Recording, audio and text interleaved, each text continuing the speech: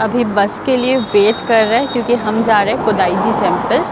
अभी autumn season में रात के टाइम नाइट इल्यूमिनेशन होता है, मतलब पूरी टेम्पल और पेड़ पौधे में लाइट से सजाया जाता है जो बहुत सुंदर लगता है रात को। तो वही अब देखेंगे एंड देखते हैं कैसा लगता है। और हो सके तो वो वाली जो एरिया है जियोन डिस्ट्रिक्ट का, बाकी सारी श्राइन्स सब कुछ तो बंद हो गया होगा, बट नाइट टाइम में वॉक करके कैसे एक्सपीरियंस रहता है वो देखेंगे। ठीक है, तो मुझे लगता है 200 जो है वो क्योटो का है, सारे नंबर्स 200 ही होगा, देखना तुम, है ना।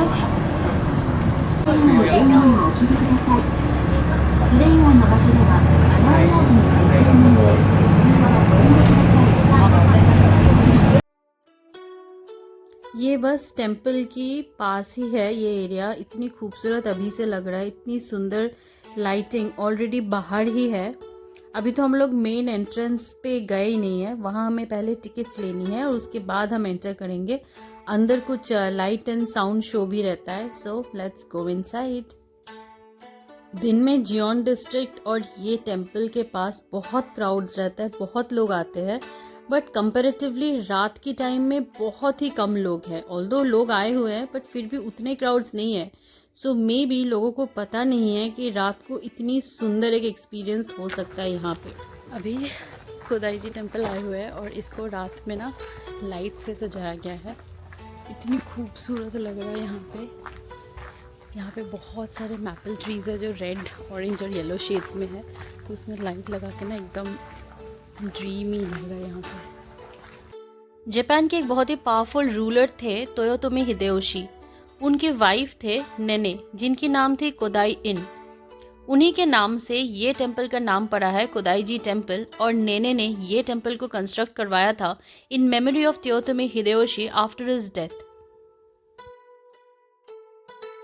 टेम्पल के हॉल्स में हम एंट्री कर सकते हैं, लेकिन यहाँ पे वीडियोग्राफी या फोटोग्राफी अलाउड नहीं है, सो अंदर की तो मैं रिकॉर्डिंग नहीं दिखा पाऊंगी। अभी हम लोग लॉन में ही चल रहे हैं and everywhere it is so beautifully illuminated. यहाँ पे एक लाइट एंड साउंड भी होगा जो हम एक हॉल के वरांदा में बैठ के देखेंगे, so let's go and see that.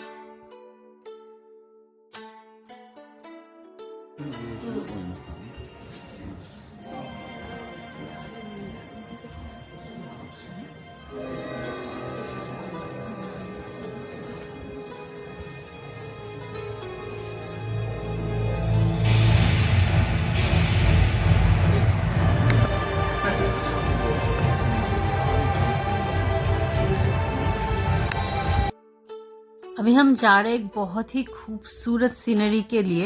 यहाँ पे बहुत लोग फोटोग्राफी कर रहे हैं ये देखने के लिए। दिस इज अ पॉन्ड जिसके चारों ओर मैपल ट्रीज है, जिसको इल्यूमिनेट किया हुआ है लाइट से, and it's reflection, oh my God, this is just out of haven.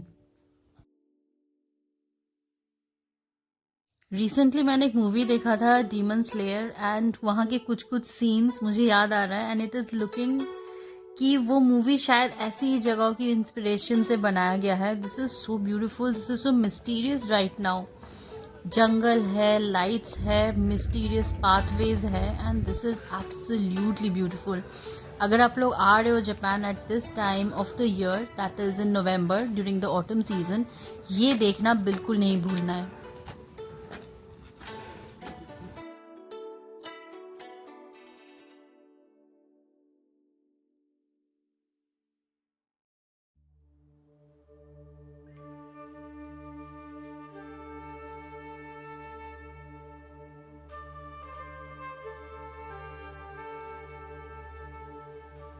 Now this place has absolutely taken me by surprise. मुझे अराशियामा बैम्बू ग्रोव्स के बारे में तो पता था, बट मुझे ये नहीं पता था कि कोदाई टेम्पल कम्प्लेक्स के अंदर भी इतने खूबसूरत, इतनी मिस्टीरियस बैम्बू ग्रोव्स होगा। मैं लिटरली 1 मिनट के लिए कैमरा बंद नहीं कर पाई, इतना सुंदर है, इतनी सुंदर खूबसूरत लग रहा है ये गार्डन। इस टाइम आएंगे तो ये ज़रूर विज़िट कीजिएगा रात को।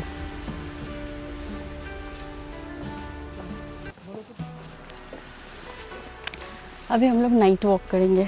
कोदाई टेम्पल लोकेटेड है जियोन डिस्ट्रिक्ट में। अभी ये टेम्पल एक्सप्लोर करने के बाद हम जाएंगे जियोन डिस्ट्रिक्ट में थोड़ा नाइट वॉक करने। ये बहुत ही पुराना एरिया है क्योटो का, जो डेवलप हुआ था अराउंड 1600s। इस एरिया का एक मेन श्राइन है याशाका श्राइन। याशाका श्राइन में बहुत पिलग्रिम्स आते थे और उन्हीं को केटर करने के लिए आसपास hotels, lodges, T houses develop हुआ और धीरे धीरे ये एरिया बिल्कुल डेवलप हो गया। रात को कितना सुंदर लग रहा है ना, येलो येलो। यहाँ का एक बहुत फेमस श्राइन है याशाका श्राइन, तो वो अभी तो बंद रहेगा। बाहर से नाइट टाइम में कैसा लगता है वो देख रहे हैं।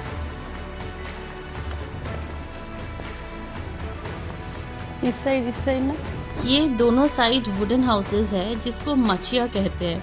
नीचे शॉप या टी हाउस हुआ करता था और ऊपर लोग रहते थे। Purely functional design. टाइम के साथ जियोन गेइशा कल्चर का सेंटर बन गया। ये मेरे पीछे एक बहुत फेमस श्राइन है याशाका श्राइन। ये जियोन डिस्ट्रिक्ट में है, क्योटो में। और अभी तो खाली है, बट रात के टाइम इतना सुंदर दिख रहा है कि बहुत अच्छा लग रहा है। एकदम सही डिसीजन लिया वॉक पे आके।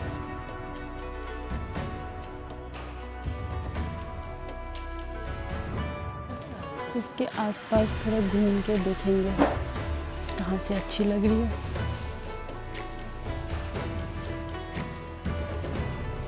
दिन में ये जगह में बहुत भीड़ रहती है, बट अभी बिल्कुल खाली है। सारे शॉप्स भी बंद है, एक दो शॉप खुला है, लेकिन ये बहुत पुरानी जगह है। बहुत सारी मतलब यहाँ पे पुराना जो माइको और गीसा ट्रेडिशन है, कल्चरल आर्टिस्ट्स होते हैं, डांसर्स होते हैं, वो सारी लोगों का यहीं पे ट्रेनिंग होता है। तो ये सब बहुत पुराना है। यहाँ आने से पहले मैंने एक मूवी देखा था जो इसी एरिया के ऊपर बेस्ड था, based on the life of maiko and geishas. वो अगर आपको देखना है, you can watch that on Netflix. Its name is Makanai cooking for the maiko house.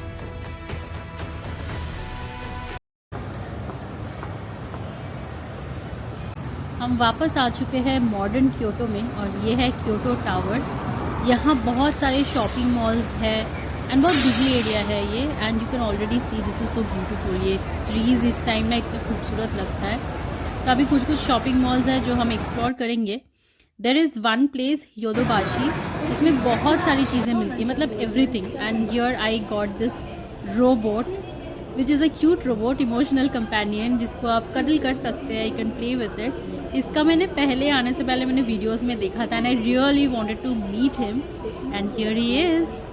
So this is my last experience of Kyoto today.